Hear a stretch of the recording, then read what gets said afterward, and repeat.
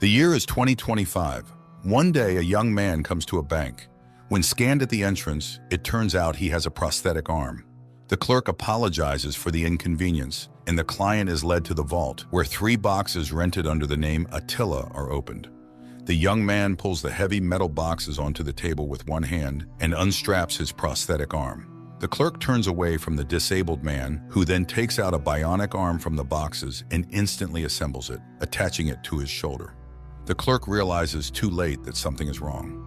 Attila throws the man aside and starts breaking into the boxes one by one. Finally, he finds a pouch of precious stones. But then the bank's security staff bursts in. The young man scatters them, but gets seriously injured himself. Nevertheless, Attila makes it to the corridor, where he is blocked by police officers who responded to the call. He takes a bank employee hostage and locks himself in her office. When the police break in, they see only a hole in the floor. With his last strength, Attila makes it outside, where his brother Aitor is waiting for him. Aitor rushes to help, and Attila hands him the stolen stones. Aitor runs for a motorcycle, although Attila asks him to leave him behind. Then, realizing he is only delaying his brother, Attila raises his iron prosthetic and breaks his own neck with one movement. Aitor rides away. The scene shifts to the memories of Maria Santos, the daughter of a famous athlete who trained as a long jumper from an early age, preparing to replace her mother. However, it was her sister Gabby who took up the sport. But the girl came to sports after getting a bionic leg prosthesis. The fact is that in the 2030s, the world was swept by a bionic revolution. New prostheses appeared on the market, significantly enhancing the abilities of disabled people compared to regular athletes. As a result, Gabby became a gold medalist, pushing Maria into the background. Meanwhile, in the present, the police quickly learn that Attila is a former top-rated boxer, a rising star in sports. When bionics appeared, he staged an accident to get a bionic prosthesis, but the fraud was uncovered and his permit for the prosthesis was revoked. So this bounty was clearly obtained dishonestly. A detective asked to photograph Attila's tattoo, hoping to learn something from it. Aitor's colleagues express their condolences, and he shows them the loot when they introduce a new guy who is good with IT technologies. Gus scans the diamonds and finds out they are not as valuable, and the sum obtained for them will be small. But the hackers demanded $1 million from the athletes. Aitor suggests pulling off another heist and proposes creating a new bionic, as now he knows how to do it. The men go to the stadium where Maria trains, and it turns out that Gus is her brother. Maria recalls how Gabby had her leg amputated due to a tumor, after which she received a bionic leg. Their brother grew up amidst constant training. Their father worked with one sister and their mother with the other. But after their mother's unexpected death, Maria's bond with her brother strengthened, and now he and Aitor have come to her for help. Gus tells her he joined a group that helps athletes in tough situations and invites her to join, but Maria does not give an answer. Meanwhile, prosthesis manufacturers discuss new technologies with the girl's father, Ricardo. The bionic games will be the main achievement of marketing efforts, and Gabby will be the company's main face. But for this, she must set a new world record. That same day, Maria comes to Aitor's club. The man hints at a new way to succeed: self-mutilation. However, this is illegal. In the evening, Maria goes to a party dedicated to Gabby, but looking at her sister's entourage, she realizes her own inadequacy. Maria accuses bionic athletes of no longer being real athletes. After a harsh verbal altercation with Gabby, Maria rides away. She speeds through the night city on her motorcycle, playing a Puccini aria, and gets hit by a car.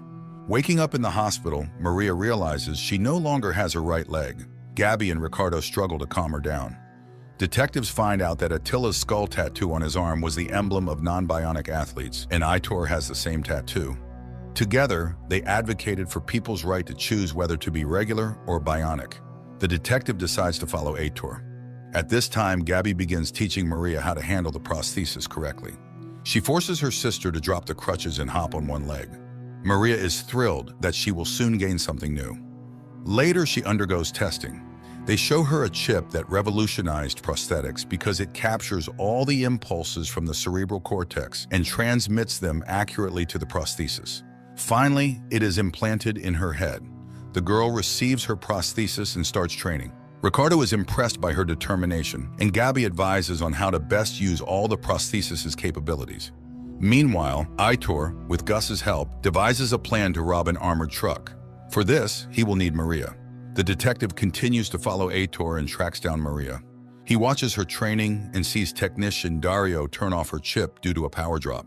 The girl falls, not completing the jump. Dario and Gabby explain that if a 0 appears on the display embedded in her wrist, she will simply fall into a coma. Later, Maria meets with Aitor and tries to dissuade him from the heist, but he vows he is doing it for those whose lives were ruined by the appearance of bioprostheses. At night, the armored truck hits the streets of the city. Suddenly, the driver sees a blocked street and turns following the sign. But around the corner, Maria is waiting for him, pushing the vehicle with her metal leg. It flips over. The woman jumps onto the roof, opens the hatch, and throws in a stun grenade. But when the guards come out, Aitor appears and kills them. This shocks Maria. Later, Gus marvels at her naivety, and Aitor admits that it was her brother who planned the operation. He explains that a batch of chips will soon arrive in the city, and by paying the hackers, they will find out where and when they will appear. 10 former athletes, unfairly denied, will become bionic thanks to this. The girl accepts this, but asks her brother to stay away from Aitor. But he suddenly confesses that he always felt inferior in his family. The surviving guard recalls that a bionic attacked them. The detective suspects Maria as he saw her with Aitor. He checks the accident in which Maria lost her leg and suddenly notices that the emergency call came before the incident itself. The next morning, Ricardo tells his daughters that they will both compete in the Bionic Games, although they will be main rivals. The girls start intense training, observed by the inspector. He witnesses their argument, but when he tries to question Maria about the accident, she simply leaves. However, Ricardo and Gabby review the incident recording and listen to the strange call. But the father doesn't want to hear accusations against his daughter. But Gabby starts to think about what happened. And while the father trains Maria, Gabby repeatedly listens to the emergency call recording. Finally, the day of the Bionic Games arrives. Gabby takes the track. She must jump to surpass her own world record. The girl jumps and flies 15 meters, confirming her champion title. Maria goes second. She runs, push off, and Maria covers 17 meters, breaking her sister's record. Suddenly, their third competitor drops out of the games. Now the sisters will compete against each other. Gabby jumps and crosses the 18-meter mark. The stands erupt in cheers. World records are being broken by the champions right before their eyes. Maria accelerates for her second jump. Sensational! She takes the lead again, surpassing her sister's record by 25 centimeters. Aitor is informed of the place and time the case with the chips will be delivered. It's time for the third jump. Suddenly, Dario sees Gabby's chips charge dangerously low.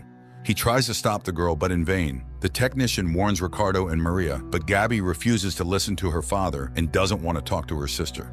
Gabby runs and falls into the sand, losing consciousness. A cry soars above the stands. Maria is declared the new Bionic Games champion. Gabby is taken to the clinic. The doctors promise she will live, but the interface between the chip and the cerebral cortex is destroyed.